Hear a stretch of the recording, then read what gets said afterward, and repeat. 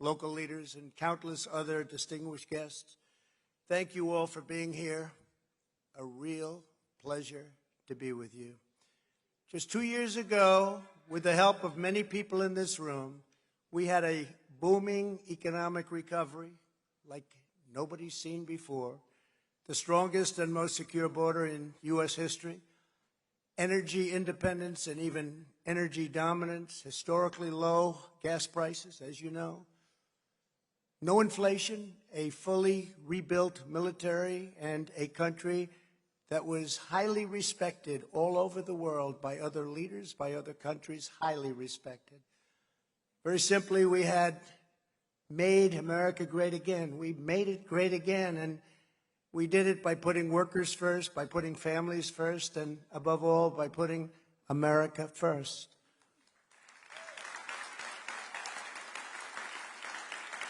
But now our country has been brought to its knees, literally brought to its knees, and who would have thought this could happen? Inflation is the highest in 49 years, 9.1%, and a lot of people think it's much higher than that. Gas prices have reached the highest in the history of our country. We have become a beggar nation groveling to other countries for energy. Millions of illegal aliens are stampeding across our wide-open borders, pouring into our country. It's an invasion. Democrat-run cities are setting all-time murder records. Our country is being dealt one historic humiliation after another on the world stage. And at home, our most basic rights and liberties are totally under siege. The American dream is being torn to shreds, and we will not have a country left if this economic, social, and attack on civilization itself is not quickly reversed.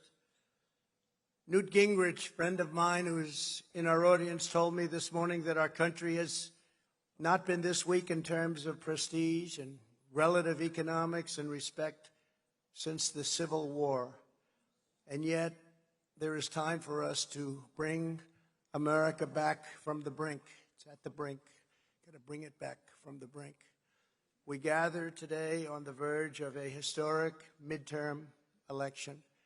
The American people are poised to reject the failed reign of Joe Biden, Nancy Pelosi, Chuck Schumer, and the radical left in a momentous landslide. This is an incredible opportunity. This November, the people are going to vote to stop the destruction of our country, and they're going to vote to rescue America's future. I'm here before you to begin to talk about what we must do to achieve that future when we win a triumphant victory in 2022 and when a Republican president takes back the White House in 2024, which I strongly believe will happen.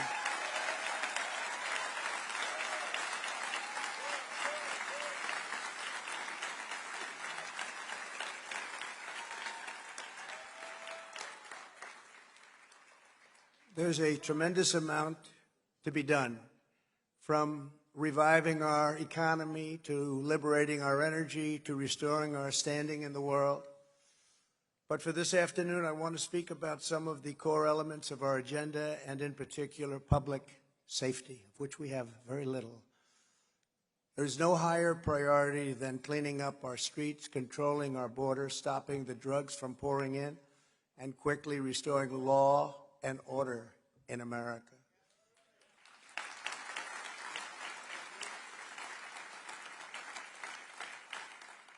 Under the Democrat rule, in Democrat-run cities, Democrat-run states, and a Democrat-run federal government, the criminals have been given free rein more than ever before. There's never been a time like this. Our streets are riddled with needles and soaked with the blood of innocent victims.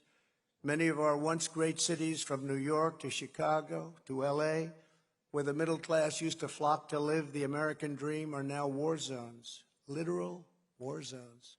Every day there are stabbings, rapes, murders, and violent assaults of every kind imaginable. Bloody turf wars rage without mercy. Parents are worried sick that their kids will get shot on the way to school or on the way back home. Sadists who prey on children are released on bail, but there is no bail and there is no bond. Unique, never happened before. Drugged out lunatics attacked innocent victims at random. Roving mobs of thieves walk into the stores and walk out with whatever merchandise they can carry. They're left alone. Nobody tells them, don't do this. Put it back now. Homeless encampments are taking over every public park and every patch of green space in previously beautiful urban centers, and the dangerously deranged roam our streets with impunity. We're living in such a different country for one primary reason. There is no longer respect for the law, and there certainly is no order. Our country is now a cesspool of crime. We have blood, death, and suffering on a scale once unthinkable because of the Democrat Party's effort to destroy and dismantle law enforcement all throughout America. It has to stop, and it has to stop now.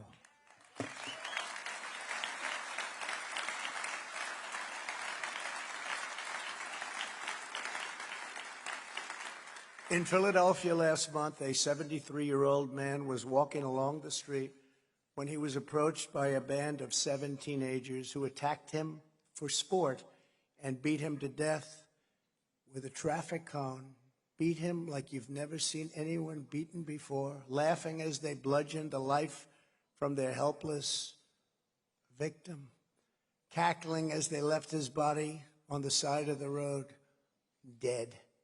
In New York, a 35-year-old woman was stalked back to her building by a homeless career criminal. He slipped into her apartment as she opened the door, stabbed her repeatedly as she screamed for help, and left her bleeding to death in her own bathtub. Previously, that man had been arrested and released more than half a dozen times. Here in Washington, D.C., just a few weeks ago, a hardworking landscaper made the horrible mistake, had the misfortune to blow a few blades of grass into a sitting car, and he was bludgeoned, absolutely bludgeoned and shot cold blood at a point-blank range, leaving behind a grieving wife and 2 children. He was a good man. Everybody loved him.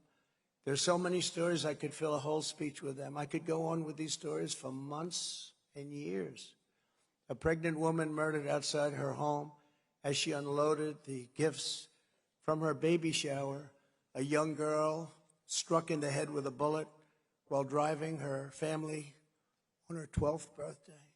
A 61-year-old woman burglarized, raped, murdered, and set on fire in her home. A 70-year-old woman and a 38-year-old daughter viciously stabbed to death by a man who had been arrested for felony arson just 8 days prior and was immediately released. Just last Saturday, a man was struck by a car while crossing the street in New York, and the driver pulled over and robbed him as he lay unconscious, struggling for his life. You probably saw that. So last night, he was so badly hurt, he was unconscious, and he was robbed by the person that hit him with the car, all on tape. Some of these chilling stories are difficult to hear, but the American people need to hear them, and you have to hear them, especially the politicians in the audience that are going to give us the power to bring our country back and to make our country safe. Murder in our country is up 51%. We must never allow ourselves to grow numb to the violence that is tearing apart the fabric of our nation. It's time to have the courage to say what needs to be said and to do what needs to be done to keep America safe. We've never had a time like this. We've never had anything close to what's happening right now. We owe it to the victims, we owe it to our families, and we owe it to our country to do the right thing. In the Make America Great Again movement, we believe that every citizen of every background should be able to walk anywhere in this nation at any hour of the day without even a thought of being victimized by violent crime. If we don't have safety, we don't have freedom, we don't have a country. America first must mean safety first. We have to have safety.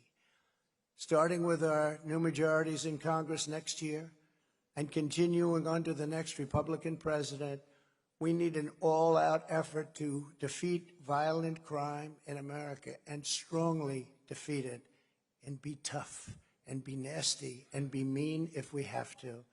Here's what we must do to restore public safety. First, we have to give our police back their authority, resources, power, and prestige.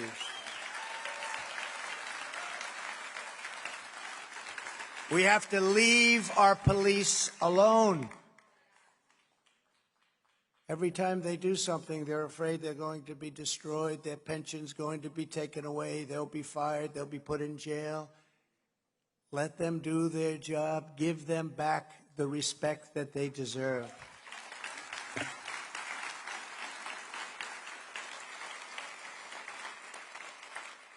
Our great police know what to do. We have to allow them to do it. We need to return to stop and frisk policies in cities and not shy away from it.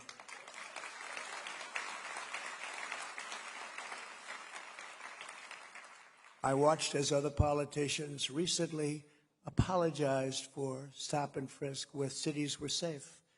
And they apologized, and those cities are no longer safe. So stop and frisk. It works. Do it judiciously, but it works, and it's worked brilliantly. Take the guns away from the criminals who shouldn't be having guns. Let the people that have to have guns, that need to have guns, let them have them, but take them away from the criminals. If you're a convicted felon and you have a gun, you're off the streets and you know where you go. The mere concept of defunding the police should never again be stated or even heard. It is so ridiculous and so dangerous. Likewise, the idea of stripping them of their liability shields. Think of that.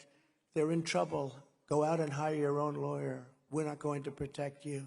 We cannot strip them of their liability shield in any way, shape, or form. We have to stay with our police officers. You're never going to have the great officers that we've had over the years. Our police officers are heroes, performing a great public service at great personal risk. It's an unbelievably dangerous job. And by the way, more dangerous today by far, than it has ever been. Rare mistakes are made, but we cannot allow every isolated policing mistake to be turned into a national crisis and all power taken away from our police so that people are killed all over the streets of our country. The radical left's anti-police narrative is a total lie. Let's call it the big lie. Have you ever heard that expression before? The big lie. That's why next year our new majorities in Congress should vote to strengthen qualified immunity and other protections for our great police officers. They have to become our heroes. They are mine, but some people, they don't feel that way. They're going to have to feel that way if we're going to have a great country and a safe country.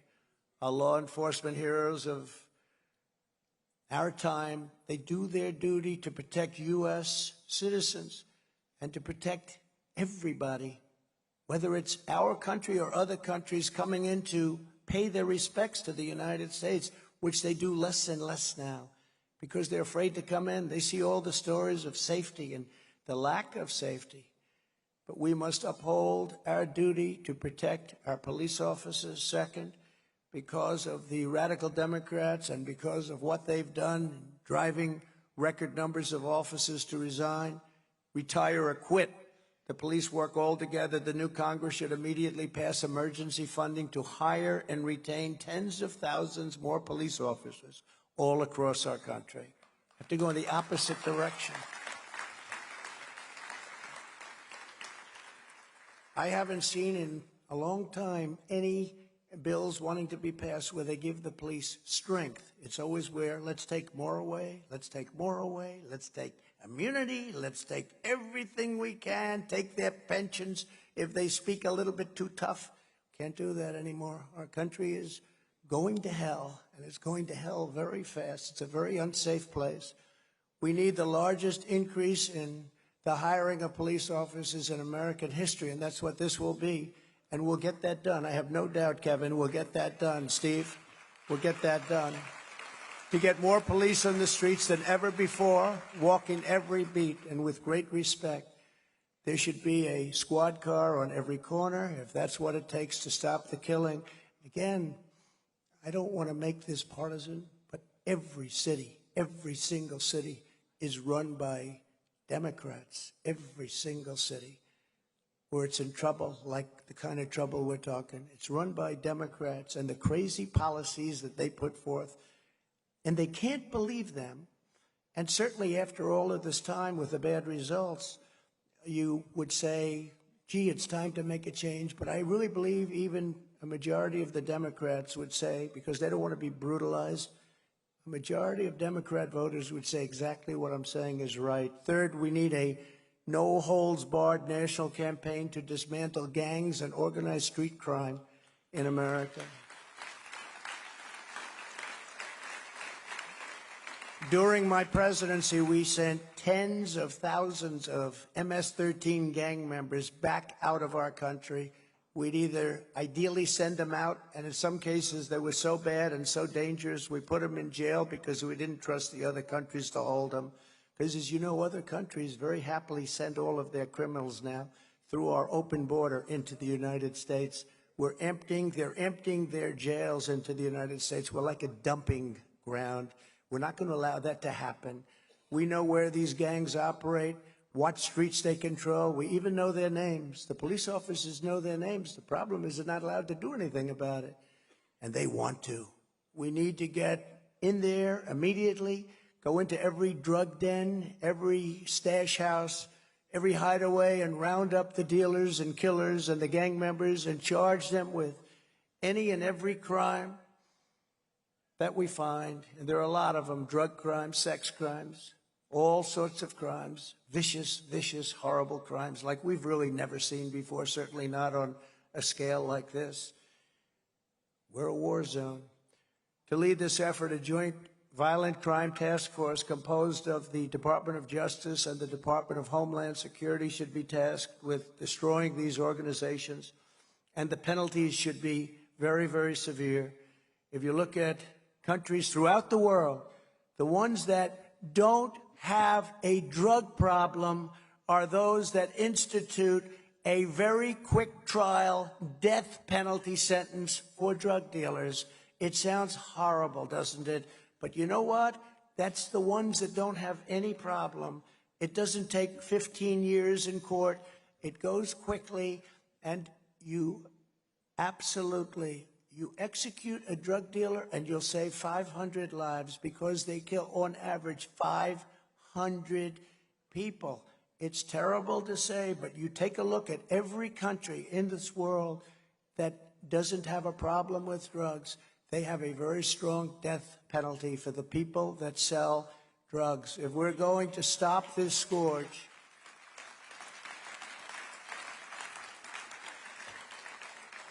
it's time to get brutally tough on the dealers and traffickers and narco-terrorist cartels who are stealing over 200,000 American lives a year. And that's a very low number compared to what the real number is. It's a very low. Think of it, 200,000. You don't lose that in wars.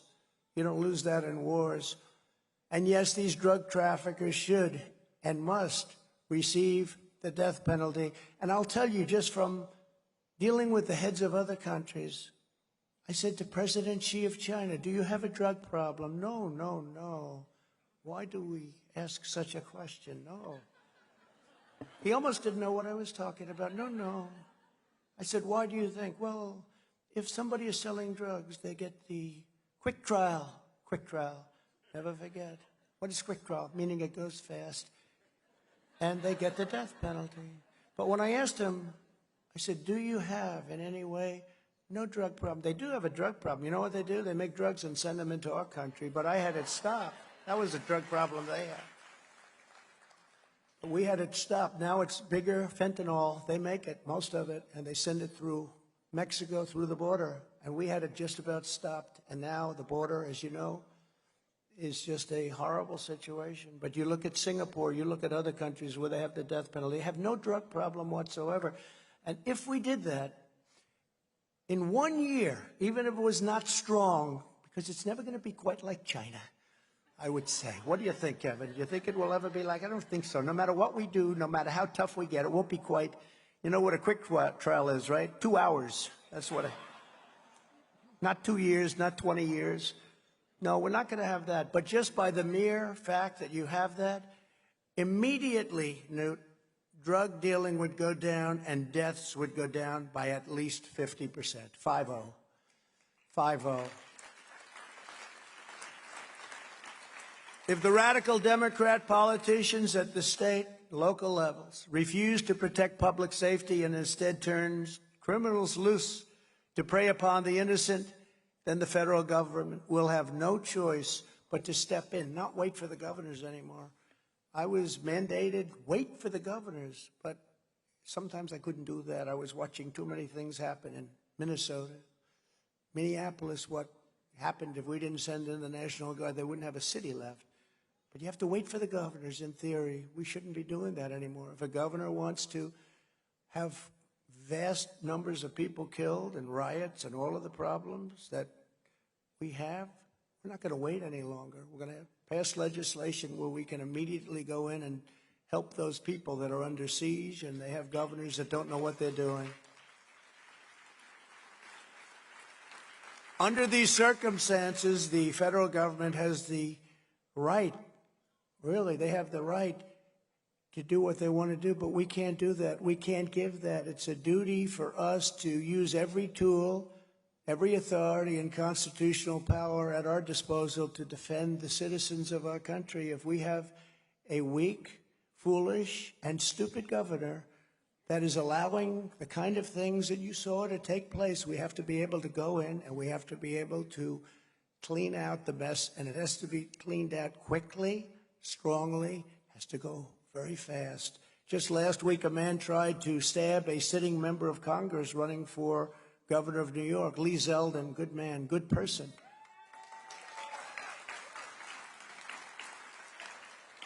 And under the New York State policies, the attacker was released within hours on cashless bail.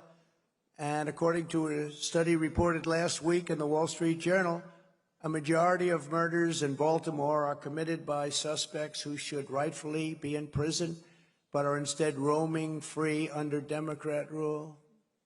Almost all Democrat rule. Amazing, isn't it? The next Congress and the next president should crack down on this insanity and crack down very, very hard and very, very quickly. The civil liberties of people, the safety of law-abiding Americans cannot be violated by weak mayors and cowardly governors or people that just don't know what they're doing. Because you'd actually say, look, these are smart people. They don't get there without being intelligent people. They must know. The only other thing you could say is they hate our country. And I don't know. It's hard to believe they hate our country, but a lot of people say they hate our country. It's the only reason they'd allow things like this to happen. Because just from a common sense standpoint, how can you allow it to happen? And just look at the statistics, how bad it becomes. Where there are radical and racist prosecutors denying citizens the full protection of the laws, those officers need to be investigated by the federal government, and their systematic violations of civil rights has to be taken care of.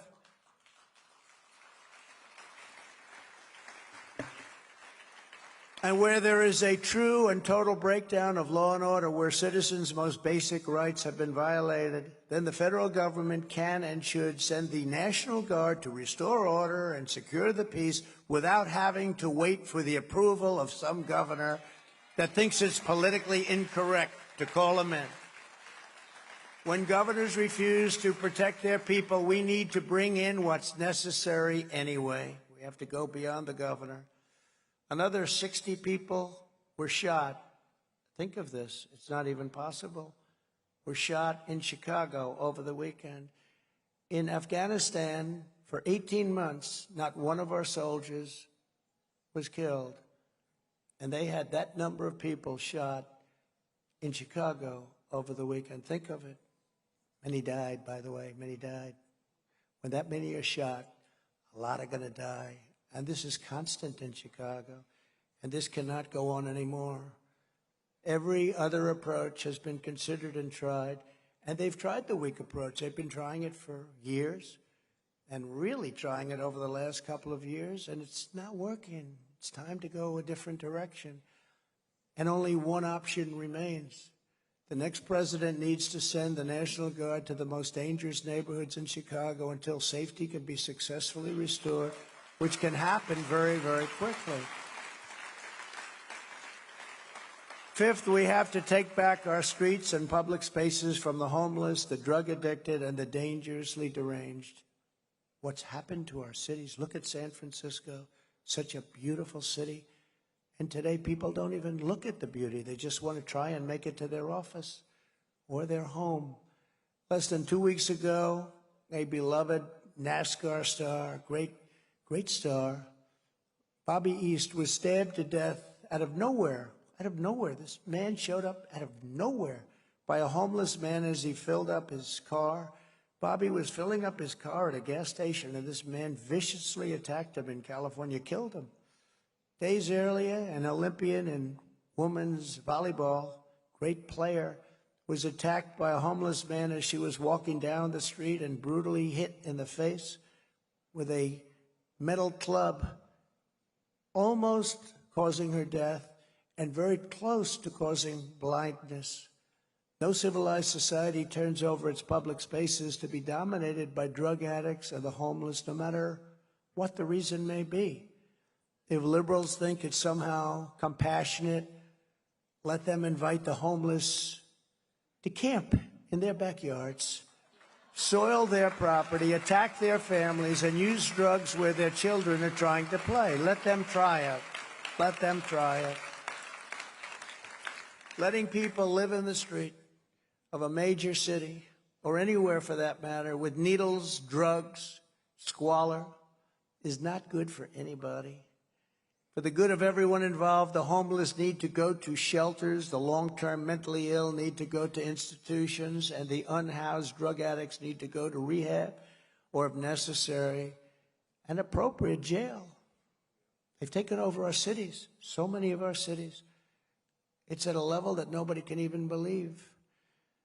But wherever they go, surrendering our parks and sidewalks to people that in many cases are crazed, very sick, it's just not an option. Look, we have a problem. This is a big problem. How do you handle these hundreds of thousands of people getting worse all the time? Hundreds of thousands. It would take years to build hospitals and housing facilities to take care of them, okay? Let's put that out. I did very well in the real estate business. It takes a long time to build houses and housing, years and years. Right now, they're putting homeless in super luxury hotels, the best hotels in the world, paying more money than they're charging for wealthy people who would have usually stayed there. They're paying more money, thousands and thousands of dollars a night. And even at that, the owners of the hotels are unhappy because wealthy people aren't staying there anymore. They don't want to stay there. With all of that, they don't want to stay there. I fought very hard and very successfully in stopping tents being built on D.C. public property, very hard.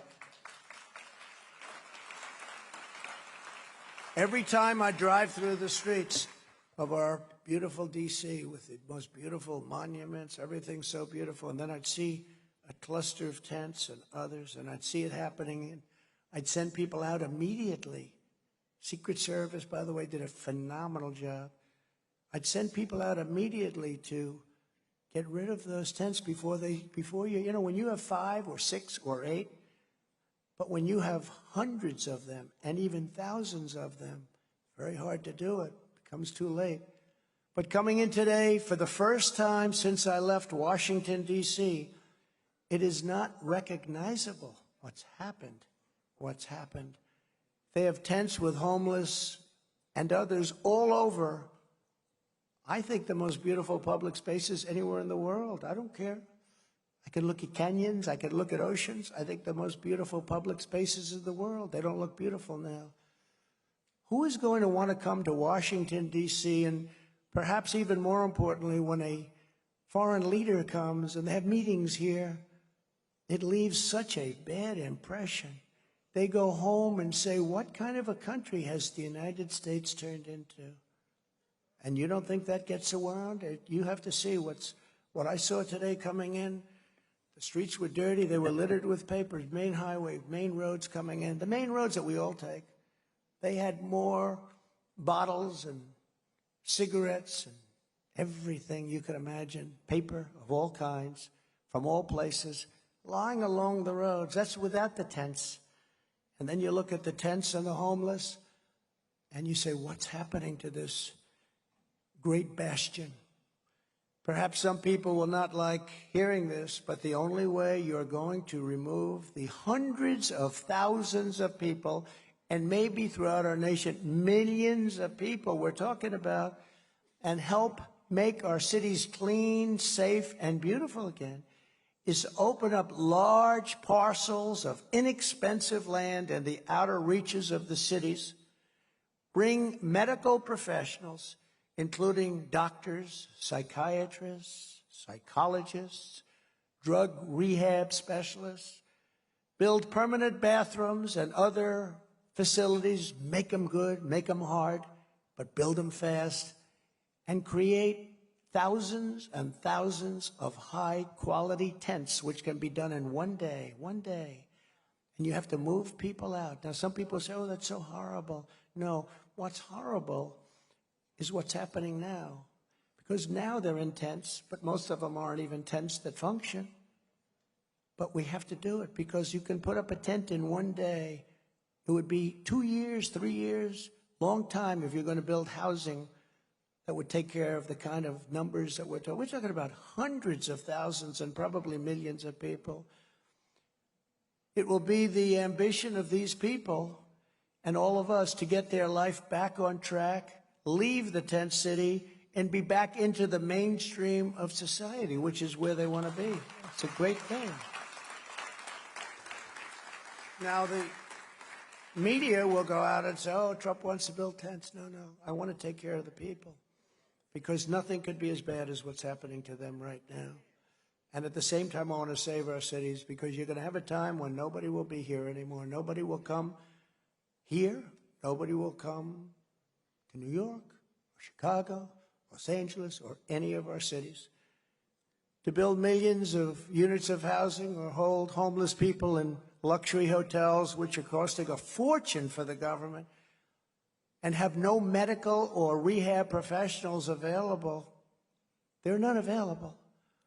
Is fruitless, just like setting up a blue ribbon committee stuffed with publicity-seeking socialites, I know them all, and dilettantes, I know them all, to handle the coyotes, the caravans, the very tough drug dealers and human traffickers, is fruitless. They set up blue ribbon committees. Everyone calls, oh, could I be on a blue ribbon committee? Headed up by Mrs. Vanderbilt. To empower local communities to deal with these challenges, the next Congress should pass a landmark package of public health, public safety, and mental health care reforms. Cleaner streets are safer streets, and I will be happy to help campaign for any of those bills. And I can tell you, speaking for Kevin and Steve and all of the congressmen and women in the room and the senators in the room, of which we have many, I think we'll have no trouble getting votes for that, cleaning up our cities and cleaning up our countries and making it safer by a lot. We must restore the age-old right to self-defense. We have to be able to defend ourselves.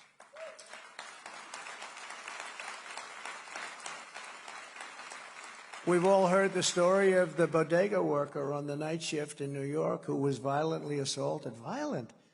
It was on camera, on tape, 3 different directions, by a man attempting to steal a bag of potato chips.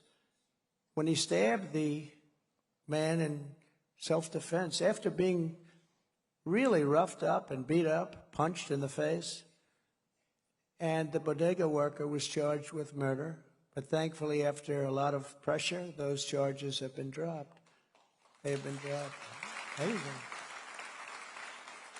But the message sent by jailing this man was that if you're attacked, you must lie down as an act of sacrifice and let yourself be pummeled and beaten to death to uphold the left's vision of reimagining public safety. Their vision is sick. The federal government needs to aggressively protect the right to self-defense in every jurisdiction where it is now under threat. It has to.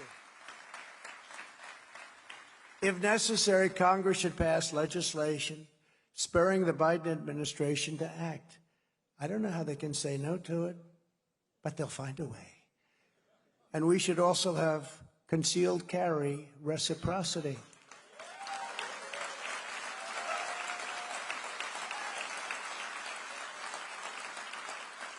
Number 7, federal, state, and local governments should aggressively enforce existing statutes to stop the perverted sexualization of minor children.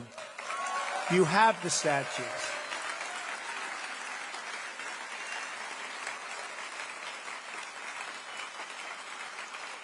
The society that refuses to protect its children is a society that soon will not be able to protect anybody. This is a hallmark of cultural and social decay against which we should fight back very hard and very soon. We don't have time to wait years to do this. The sickos who are pushing sexual content in kindergartens or providing puberty blockers to young children who have no idea what a puberty blocker is. Neither do I, by the way. Neither do most of the people in the audience as you smile. Let's just say they're not good, are not just engaged in acts of depravity. In many cases, they are breaking the law, and they should be held fully accountable.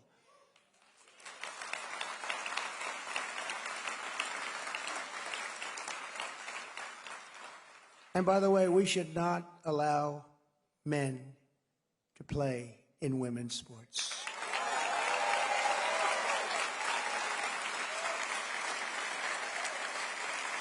So crazy.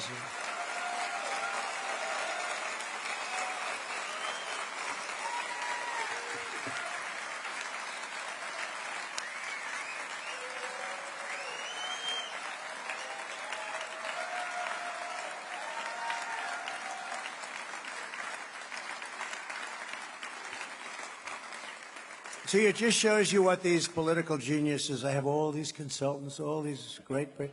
Sir, don't say that. It's very controversial.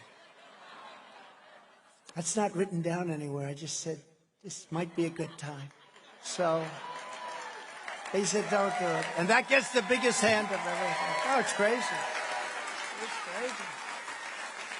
It's crazy. I tell the story of the great swimmer, great female swimmer, wonderful woman, beautiful woman. She's been swimming for many years. She wants to break the world record. And she's at the pool, and she wants to break it by 1/8 of a second. That's like fast. And she's going to do it. She's getting ready, and she looks down. She sees all people she's been competing with for years because they rise to the top. And she looks over here, and she sees people. But then she looks, and they call this. They say this. She sees somebody with a man's body. That's what they do. They call it. I said, you think it's okay to say that? That's actually the expression they're using. They'll change that soon, so I have to do it quickly, I have to say, because they're going to change that. And you know the guy, he was named Female Athlete of the Year. Did you know that? It's true. He was just named female. We're not dealing with things that are so easy here, Newt. This is a difficult, crazy world. You'd almost say, is the world going crazy? Because 99% of the things I'm saying are common sense. But she looks over and sees her friends down there, and then she looks, and this guy is massive. He's got a wingspan. He's got arms that are 30 feet long. And I always say, and she was seriously injured during the meet because he swam so fast that he gave her major wind burn as he went by her. And she didn't break the record, but he broke the record that day. You know what the number was? 38 seconds. So she wanted to break it by 1/8 of a second, and he broke it by 38 seconds. or the weightlifter. I think it was like 218 pounds. And that's a lot. I can't lift it. I don't know who can. Any of our ex-Trump people, they're all Trump people. Kevin's saying he can lift it. I don't know about that, Kevin, but that's a lot. 218 pounds, and she got over that weight, and she was going to break it. They put a half an ounce here, half little tiny ring on top of these big barbells, dumbbells. And they go, and she went like this, and she got it break it. Stood for 11 years. And her mother and father are screaming, "You got it! You got it, darling. I'm so proud of my girl."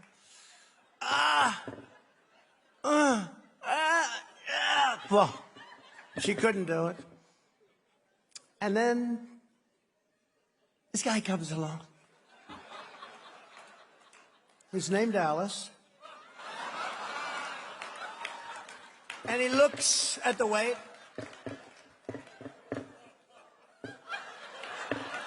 World record, world record. We could have put another couple of 100 pounds on. I think he would have lifted it. It's so disrespectful to women. And they say it's politically incorrect. It's so disrespectful to women. So horrible. So unfair. It's so unfair.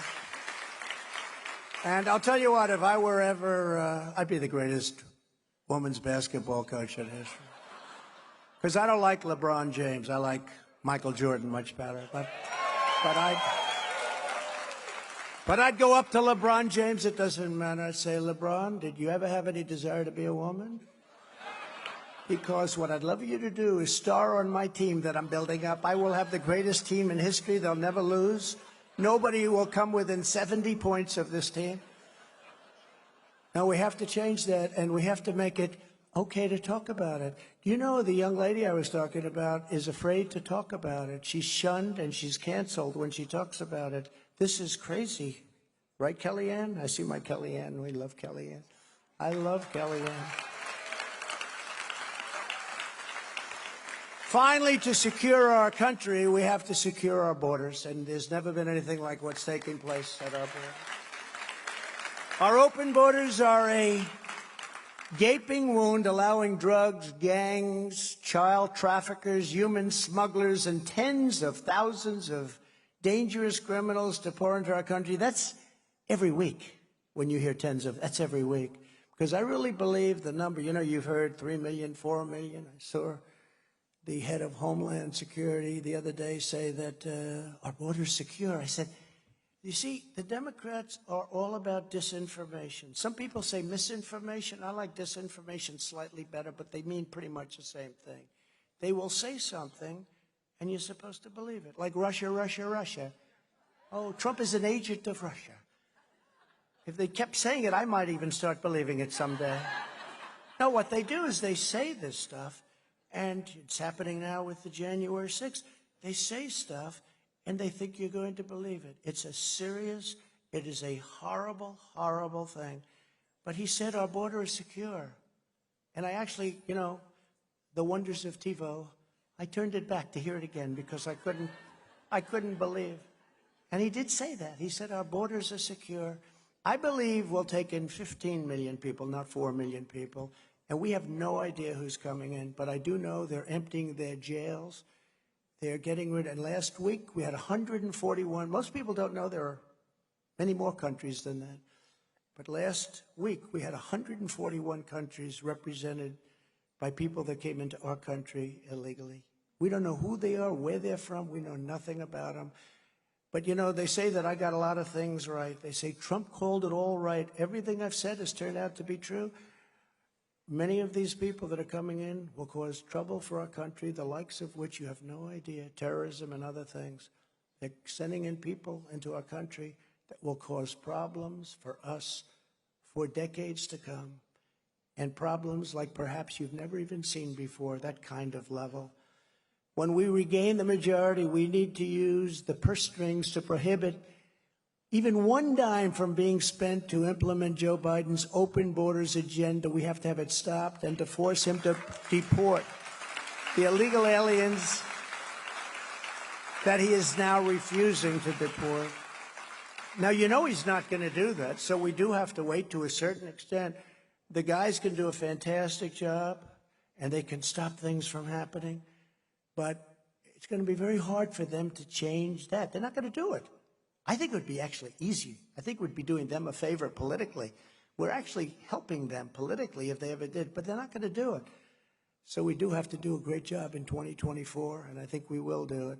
You know, it's interesting, when I campaigned in 2016, the border was a big deal, and I talked about it constantly, and I won. Then in 2020, I couldn't talk about the border. You know why? Because I did such a good job, there was nothing to talk about. I said, it's true. I said, I can't talk about it. I complained. I said, I did too good a job. I did too good a job. That's like obsolescence. You know, a windshield wiper, for those of you, I used to drive cars, haven't been driving too many lately, but for those of you that complain, you buy a windshield wiper, right? And it lasts for 1 year, and then it doesn't work anymore. You can't see, you got to get another one. They could make the wiper good for 100 years, but they want planned obsolescence. The same thing is happening. The exact same thing is happening. We have to be able to close up those borders, and we have to be able to send many of the people back. Many of those people have to be sent back. And there are a lot of bad ones, so we have to send them back. So I don't know how Kevin is going to handle that. I don't know how the Senate is going to handle that. Steve, you're going to have to help, and all of the people are going to have to help. But, you know, you still need somebody in the White House, or it's not going to get done. It can't be done. You need help. And I think that help will be forthcoming, and I think it's going to be a lot sooner than people think. Very important.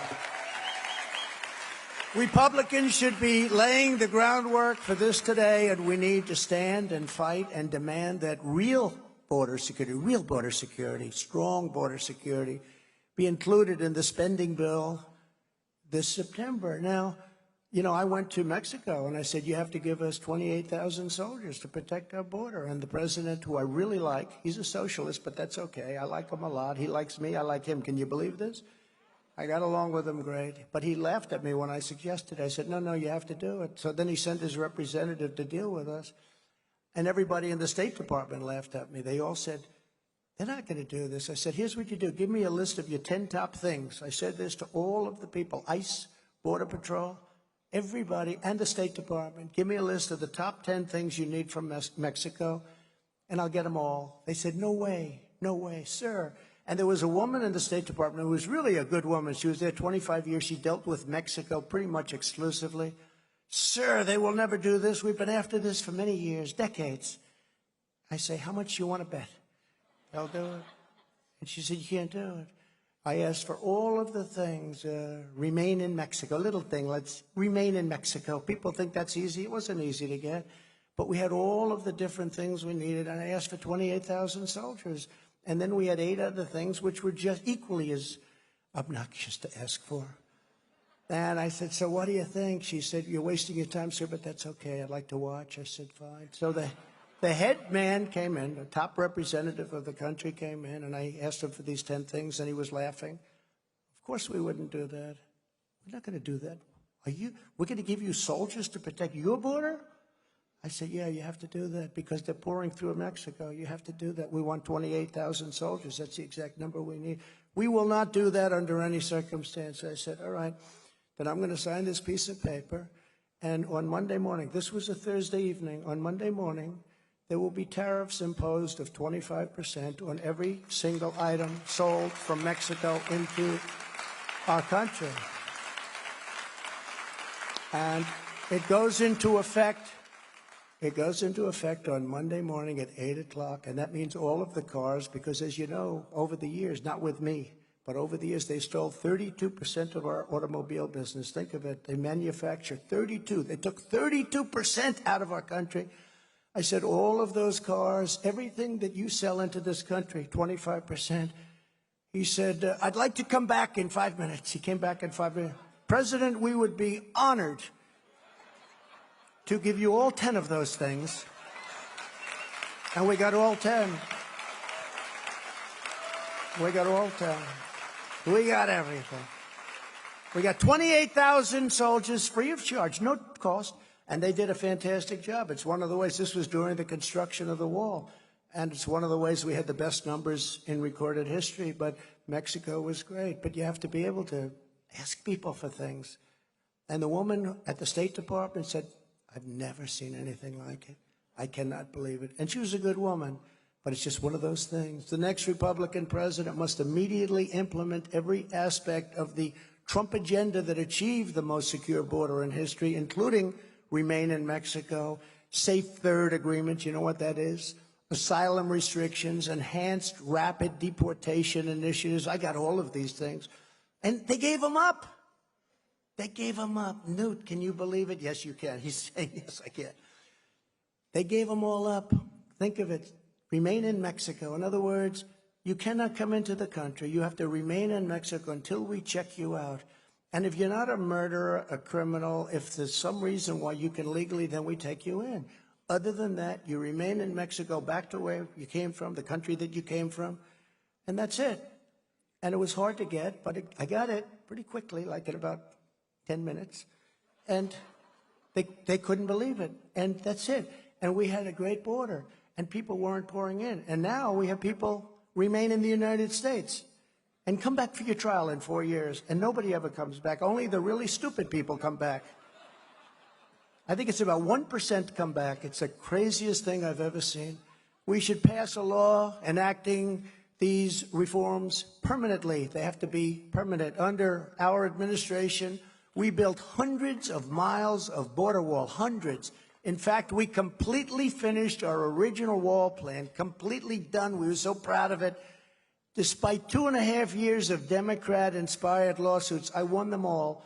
And then some people came to me, we need more wall. So where do you need it? We need it in other areas. It wasn't originally planned. Well, let's go and let's see if we can get it done. And then we had the catastrophe of the election. We had it almost finished. It was a catastrophe, that election, a disgrace to our country. But 3 weeks would have been done. It would have been completed, all of the additional wall. But as you know, they didn't want to build the wall. They didn't want to build the wall. That's when I started to think that maybe they really do want to have these borders open so everybody can invade our country. The border was the best and safest in U.S. recorded history, and they have turned it into the worst in the history of our country, but probably the worst in the history of the world, and that includes third world countries, because no third world country would have millions and millions of people. I don't care how desolate, how poor, they wouldn't have millions and millions of people pouring into their country. There has never been a border like this in history. What they're doing to this country, they're poisoning our country. They're poisoning our country. And remember what I said, we're going to pay a big price over the years to come. To repair the damage Joe Biden has done, it's also going to be necessary to fund the largest ever increase in the number of new ICE officers. You know how tough they are? These are tough patriots. I know some of the people in these rows here, and I can tell you none of you want that job. Not even the governor. Hello, governor. None of you want that job. They walk into a nest of MS-13. MS-13 doesn't like guns as much as knives. They like to hurt people and take a long time to do it. And a gun is too quick. And they took two 16-year-old girls walking home from school, and they cut their skin off. And they died. They both died. They did it with knives. And the ICE officers will run into a nest of MS-13, the meanest of all gang members, the meanest. The Hells Angels are like the nicest people in the world by comparison. They're like really nice. They're high society. And they cut, and they cut. And these people will go into a nest, and they'll run in, and the fists start going, and they always win. They're tough. And they love our country, and they are totally disrespected by foolish Democrats that have no idea. And we've taken thousands of them, thousands and thousands of these gang members. We've taken them out, and we brought them back to their countries. We were having a hard time because when I first came in, I think an important story, they said, sir, you can't take them out because the other countries, Honduras, Guatemala, El Salvador, and many others, they won't allow us to land our planes in their airports. I said, what do you mean? the three countries in particular, and Mexico, but three countries, they wouldn't allow them.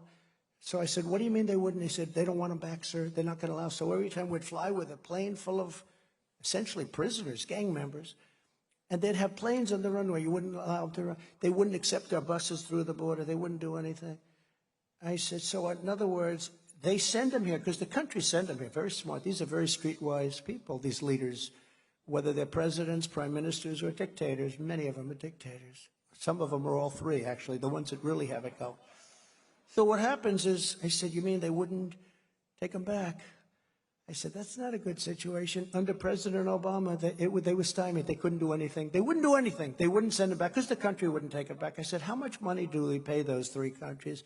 Sir, we pay them $750 million a year. It's a lot of money. I said, we give them for what? Economic development, sir. In other words, economic development to the head of the country, for his homes, etc. So we give $750 million, inform them that we're stopping payment immediately, and we stop payment to the three countries of $750 million. And then what happened is I got a phone call the next morning from all three, almost at the same time, separate calls. Sir, they've stopped payment of the money that the United States very graciously sends us every month. I said, that's right, you'll never see that money again because you're not letting us bring MS-13 and these people that you sent over here illegally, because you sent them, and I don't blame you, you don't want them, but you're not letting us bring them back. They said, sir, we would be honored to have them back. Please send them immediately. I'll never forget it. And all these guys are sitting around that have been doing this stuff for a long time, right, Kellyanne? You were in the room, Kellyanne, when they said, we would be honored to have them back. There's nothing we would rather have than MS-13 gang members coming back into our country. But please, when will the money start? So we had a great success with that, and we sent thousands, tens of thousands of these people back. Since Biden has effectively suspended all immigration enforcement, including our horrible, vicious criminals, that he suspended everything. These vicious criminals, there's no policing of visas and overstays whatsoever. Part of the reason we need to use this dramatic increase in ICE officers will be to ensure the prompt removal of anyone who overstays their visa permits. And in particular, you know, it's very hard when you have 15 million people pour into our country. Many of these are very good people. It's very hard to say we're going to remove 15 million people. You know, there's a thing called humanity. There's things that we have to think about, but we can get rid of all of the bad ones, and the police know almost immediately who the bad ones are. And that we can do, and that we can do fast and easy. At the same time, we should implement a bond system and a financial penalty so that anyone who comes to our country on a temporary visa and fails to depart suffers significant financial consequences, and we take the money away from the country. We charge the country $25,000 each for each person that comes in illegally. And I had that going, and then we all of a sudden got hit with the China virus. I was all set to do that. I was looking forward to it. And then they said, there's a terrible thing happening in China. There are a lot of dead people laying all over the streets. There's something going on. Shortly thereafter, I closed it up long before Nancy Pelosi wanted it, or any of these people, including Fauci. I used to listen to Fauci, and whatever he said, I did the opposite. I came out very good. But we closed it up, and then we had to close it up to Europe, or we would have had a much worse situation. But it's pretty amazing. Some of the things we've done are pretty amazing. The National Guard can be used to help find and remove illegal aliens from our country. We have to use the National Guard. But we really do. We have to get ICE back. These people are incredible. And the Border Patrol, Brandon, Judd, the whole group, they're phenomenal people. And they love the country. You know, they could have an easy job. They don't have to do anything. They want to do their job. It's incredible. Sometimes I wonder, you know, I see things where they just want to be allowed to do their job. They don't want to be told to just stand away and leave us alone and let everybody pour in. They feel horrible. They see the country as being destroyed. These are great people, Border Patrol, ICE, And our police, of course, our police, all of our law enforcement. Furthermore, we should significantly increase jail time for repeat immigration violators to make clear that if you flout our immigration laws, you are looking at very hard time and substantial time. This used to be called Kate's Law. Do you remember that? Named after Kate Steinle, who was an incredible, beautiful young woman who was gunned down in San Francisco while standing with her father on a pier. Do you remember that? How can you forget it? In the prime of her life, by an illegal alien with 5 prior deportations. He just kept coming back in, and he shot her, standing with her father. Daddy, Daddy, something happened. That was her last words. What a horrible story that was. So we went to get Kate's Law passed. I didn't, but I know a lot of people were working very hard on it, and I believe that the radical left Democrats just wouldn't hear about it. They wouldn't do anything about it. It's hard to believe. But we have to get a law, Kevin, that's even tougher than Kate's Law. And I think everyone's going to go for it now. Because the one good thing about what's happened, they've performed so badly. We'll be able to get the job done in an even stronger and faster manner than had we not witnessed this carnage that's going on in our country right now. That's a good thing.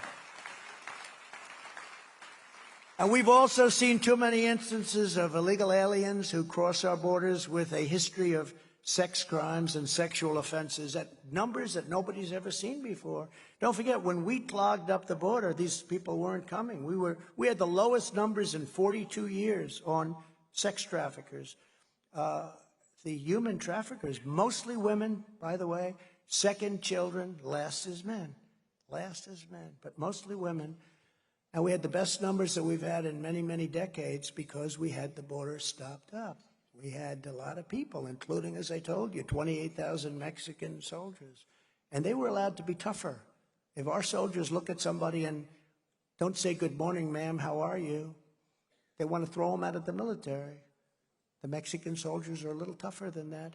They're ultimately not tougher because we have the greatest military in the world. As you know, we got rid of ISIS 100%. Great people, great soldiers. We have the greatest in the world, but they have to be also allowed to do their job. Just this month, we all heard the horrifying story of an illegal alien in Ohio charged with raping a 10-year-old child. To keep such predators out of our country, we need to pass a dramatic sentencing enhancement for those caught breaking our immigration laws so that anybody with a record of sex crimes will not set foot on our soil. And if they do, they'll be out of here quickly or they'll be in one of our prisons, which is also very likely. These are just some of the critical reforms we should race to implement. We have to get it done as soon as we possibly can. Our country and the lives of our people are at stake, and we do not have a moment to waste. Our country is in a condition on crime that we've never seen before, not even something that anybody in this audience would think is possible. And when you look at the violence of the crimes, dumping a young man in a garbage can and setting him on fire, and I dealt with the mother of that young man, and so many other things. You could go on for days and days. The damage that's been caused. Well, I have focused on public safety today. There's much more to the America First agenda, as you all know very well, looking into the future. And I look forward to laying out many more details in the weeks and months to come. It's just the beginning, but it's also, and we can say this to Brooke, it's also a policy. You can say conservative, you can say whatever you want. It's really a policy of common sense, and it's a policy of law and order. Hello, Alvita. How are you? Thank you. We have to do so much. We need to save our economy and stop the inflation crippling American families. We have to rescue our schools from the Marxist teachers' unions. We need to completely demolish the corrupt education, bureaucracy, and liberate our children. We need to protect. This is the craziest thing to have to say this, because who would ever think we have to say this? We need to protect parents' rights. Can you imagine? You're up here I'm a politician. I don't like to consider myself. I'm a politician, I guess. I ran for president. I won. Then I won a second time, did much better the second time. Did a lot better. Did a lot better.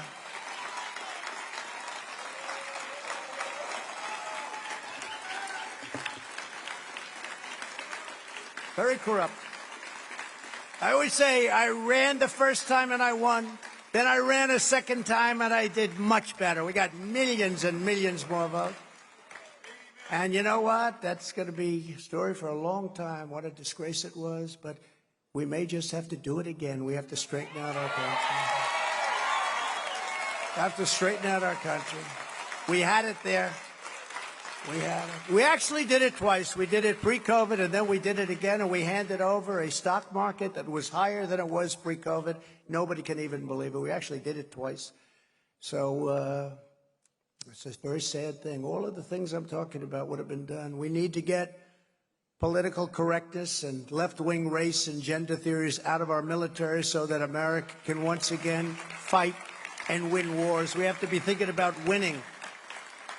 We have to abolish all COVID mandates and lockdowns and rehire every patriot who was fired from the military with an apology to them and give them their back pay that they've been looking for.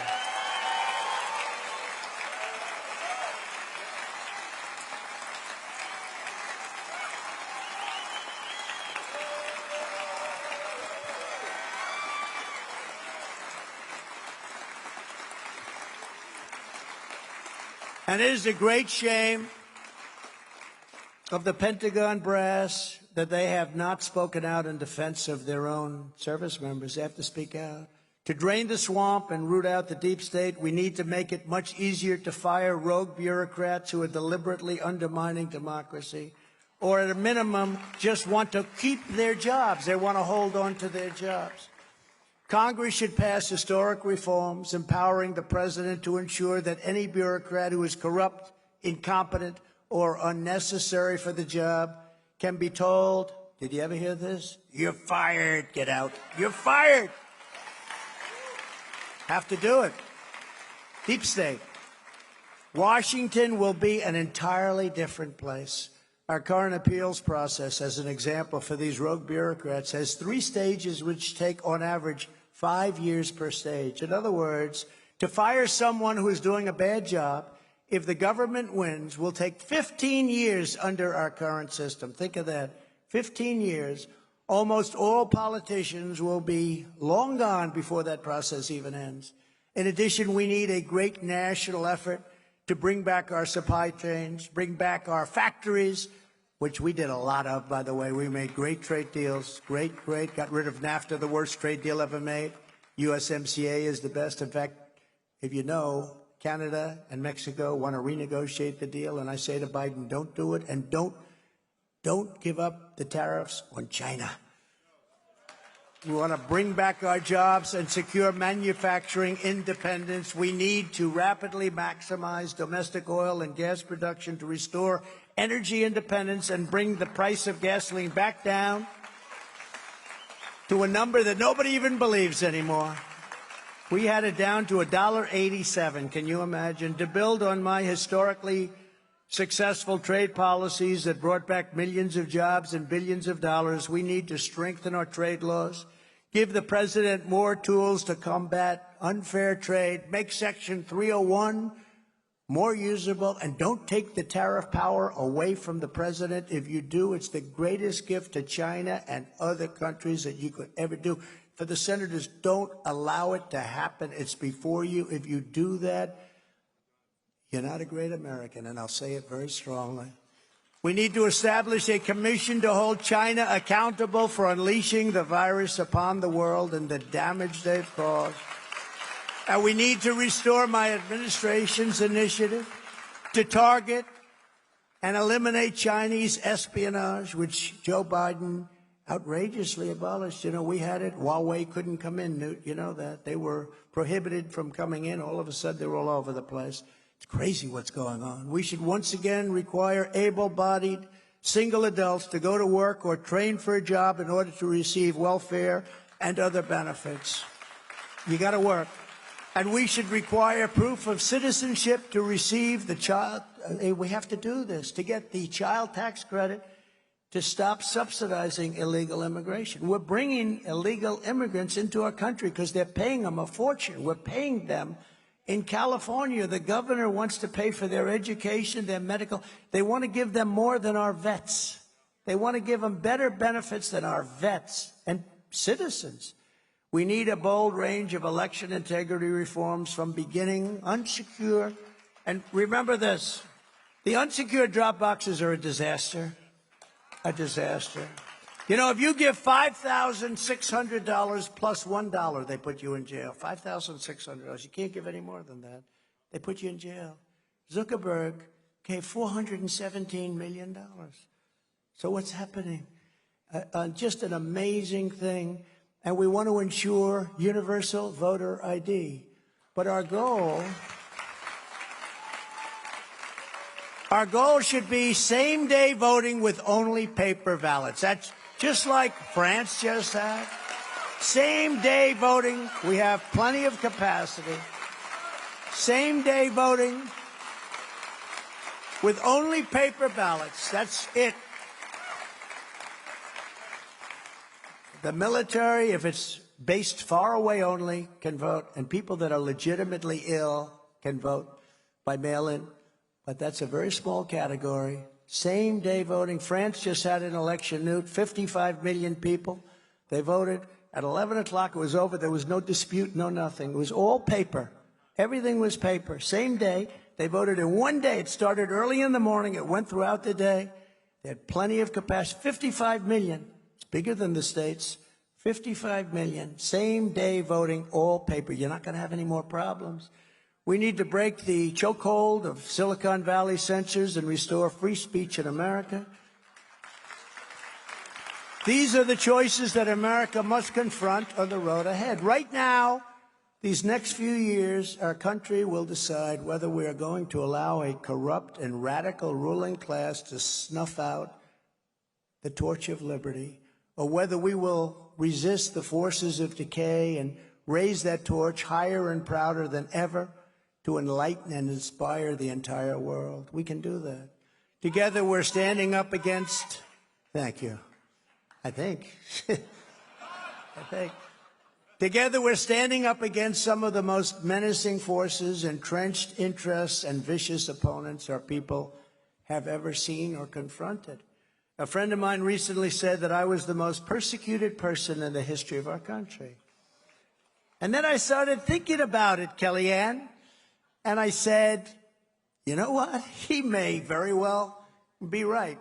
He may be right.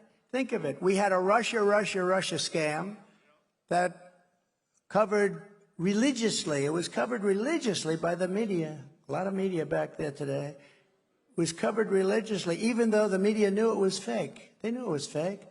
It turned out to be a concocted fairy tale made up by crooked Hillary Clinton, the Democrats, a sleazeball writer named Christopher Steele, and a coordinated effort with, of all places, Russia. They dealt with Russia on the Russia hoax. Then I had the impeachment hoax number 1, impeachment hoax number 2, and the Mueller investigation resulting after 2 years in a verdict of there was no collusion. Who has been through anything like this, seriously?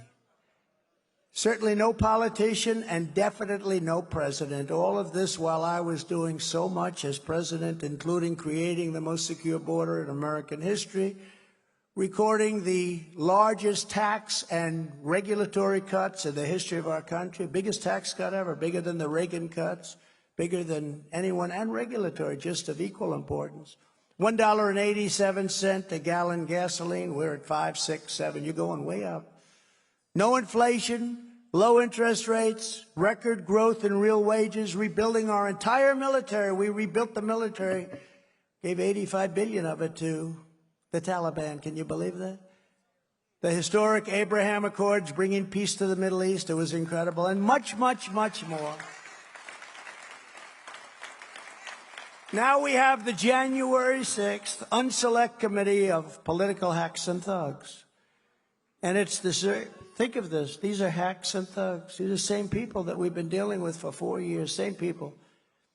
And it's the very people who perpetrated the lies that I was an agent of Russia, like Adam Shifty Schiff and others who are standing before the same microphone, same thing. They get out and they say, oh, our country is suffering so badly because, and he knows the whole thing is a hoax.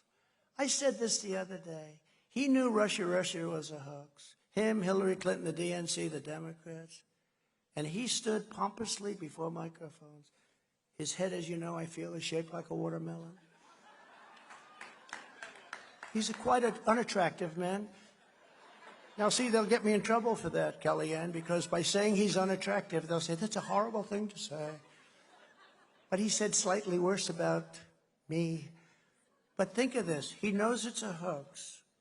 He goes, not a stupid person, an evil person, a sick person, in my opinion, but he goes before these same microphones, and he said, President Donald Trump's son, Don Jr., will go to prison for what he's done with Russia.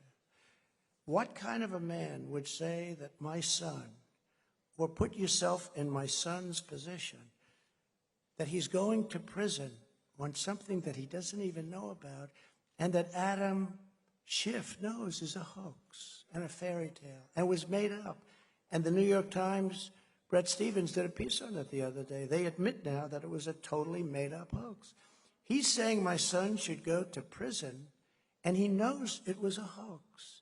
What kind of a human being can do that? Only a sick, evil, very bad human being. And now I have the same people there, the same people, other than Cheney, who's the worst, and crying Adam Kinzinger. I watched him today. He's, I mean, these people are just, you know, but the same basic people are now going on this. And it's so unfair. When you see what happened to BLM, when you see what happened to Antifa, when you see what happened to all of the killings that took place all over the country, and then when you see what they're doing to people that in some cases didn't even enter the building, and you see the way they're being tortured and handled so horribly, when you see Kamala Harris getting people out on bail that burned down buildings and killed people, and getting them out on bail, and you can't even get many of these people out on bail. What a sad thing. And something's going to have to happen, because people are not going to take it much longer. There's two sets of justice, and we don't have to go into it, but nobody's ever seen what's happening today in our country. And they're doing the exact same thing with January 6th as they did with all these previous assaults in our country. So where does it stop? Where does it end? It probably doesn't stop, because despite great outside dangers, our biggest threat in this country remains the sick, sinister, and evil people from within. These are evil people. Crazy Nancy Pelosi. She impeached me twice only because she had enough votes. And the Democrats do stick together, even though they don't agree with it, because they're afraid not to. She impeached me twice, but the Republicans stuck together also, so I'm honored that they did. But think of how sick that is. I got impeached over a phone call. Congratulations on your win. Trump gets impeached. I mean, this is just a crazy time. Never forget, everything this corrupt establishment is doing to me is all about preserving their power and control over the American people. They want to damage you in any form, but they really want to damage me so I can no longer go back to work for you. And I don't think that's going to happen.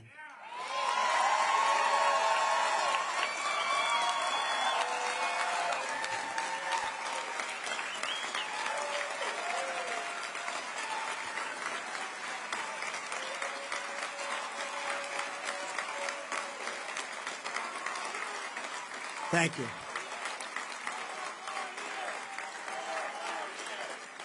Thank you. Thank you. Thank you. Thank you very much. Thank you very much. It's very nice. Now, it's a very sad thing. Who else could have taken this? You know, think of it. Nixon went through not even one impeachment.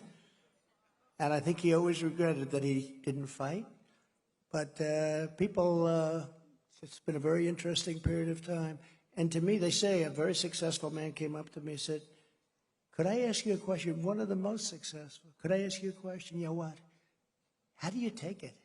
How do you get up in the morning? I say, do I have a choice, right? Do I have a choice? And we take it. But I think the people respect it. I really do. I see that, and I see it maybe now more than ever.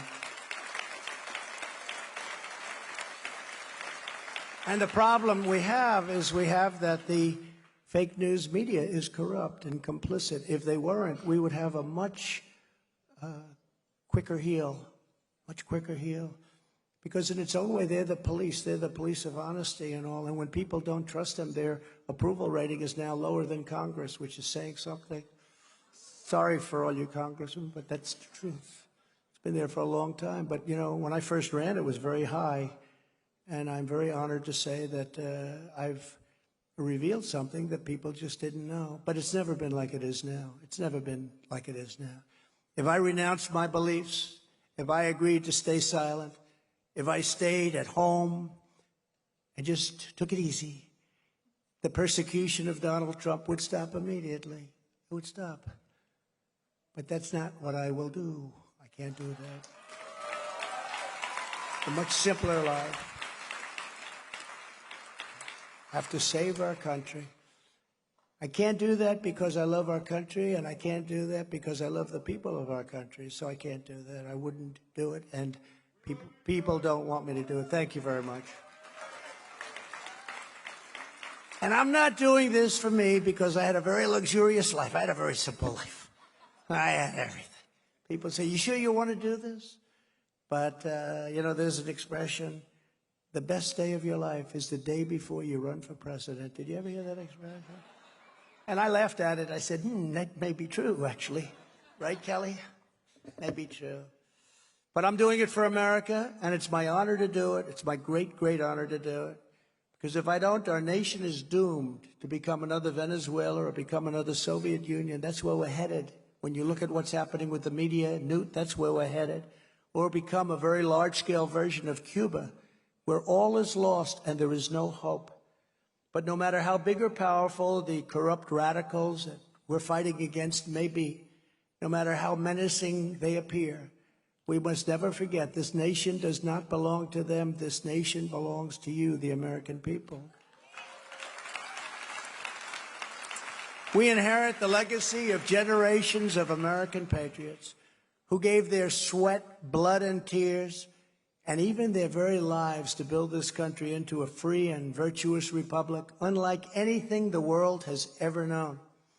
Our American ancestors stood their ground on Bunker Hill.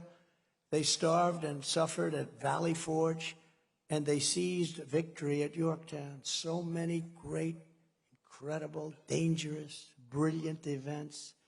They ventured out and conquered an untamed wilderness. They settled the Great Plains, crossed the Rockies, and kept pushing westward. They raised families. They built a bustling city. They founded thriving industries. They rescued freedom from the evils of fascism and communism. And they planted our flag on the face of the moon. Think of what we've done. These courageous men and women gave everything they had to make America into the greatest nation in all of history. Greatest nation in all of history. But now we are a nation in decline. We are a failing nation. We are a nation that has the highest inflation in 49 years, and where the stock market just finished the worst first half of the year since 1872. Likewise, we are a nation that has the highest energy cost in its history. We are no longer energy independent or energy dominant, as we were just 2 short years ago. Think of it. We are a nation that is begging Venezuela and Saudi Arabia and many others for oil. Please, please, please help us, Joe Biden says. Yet we have more liquid gold under our feet than any other nation in the world. We are a nation that is consumed by the radical left's Green New Deal. Yet everyone knows that the Green New Deal will lead to the destruction of our country. We are a nation that surrendered in Afghanistan, leaving behind dead soldiers, American citizens, and $85 billion worth of the finest military equipment in the world. And we are a nation that allowed Russia to devastate a country, Ukraine, killing hundreds of thousands of people, and it will only get worse. And it would never, ever, ever have happened if I was your commander-in-chief. Would have never happened. And it didn't. It didn't. For 4 years, it didn't. And China, with Taiwan, is next. We're a nation that has weaponized its law enforcement like never before against the opposing political party. Nothing's ever happened like what's happening now. We're a nation that no longer has a free and fair press. Fake news is all you get, and they are the true enemy of the people. We are a nation where free speech is no longer allowed, where crime is rampant like never before, where the economy has been collapsing, where more people died of COVID in 2021 than died in 2020.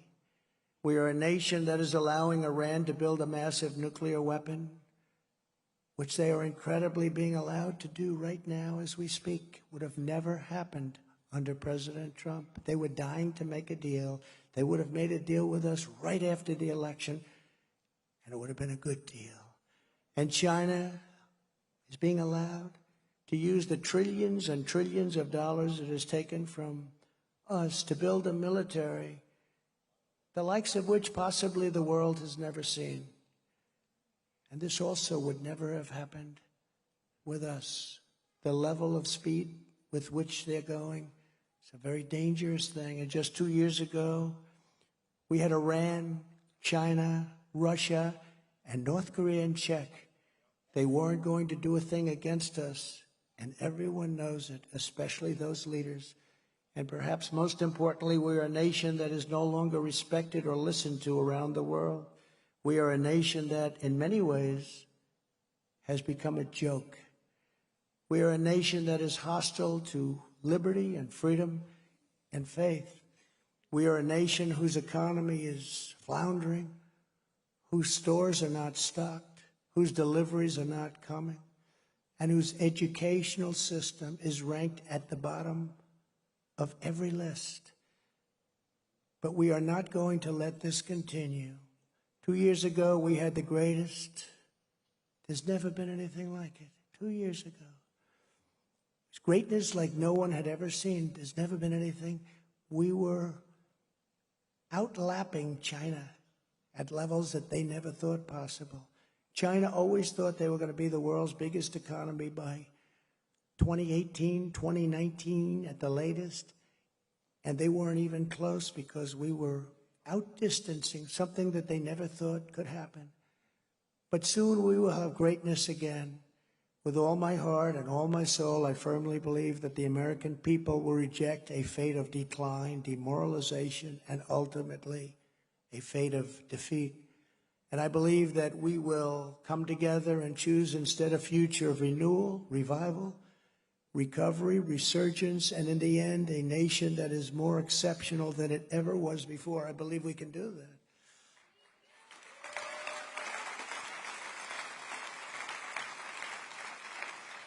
America's story is far from over. And in fact, we are just getting ready for an incredible comeback, a comeback that we have no choice but to make. We don't have a choice. We won't have a country if we don't make it.